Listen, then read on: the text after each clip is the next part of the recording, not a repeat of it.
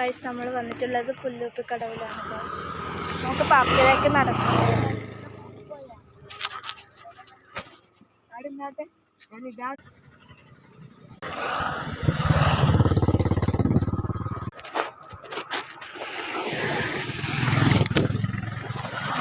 പുല്ലൂപ്പിക്കടവ് ബസ്സിൻ്റെ ആ സംഭവമാണ് ഗൈസ്. കണ്ണൂർ ബോർഡാണ്.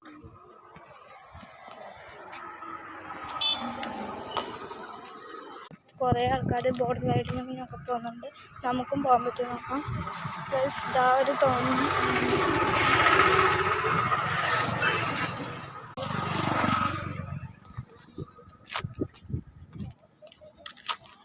ഒരു ഹായ് പറയാം.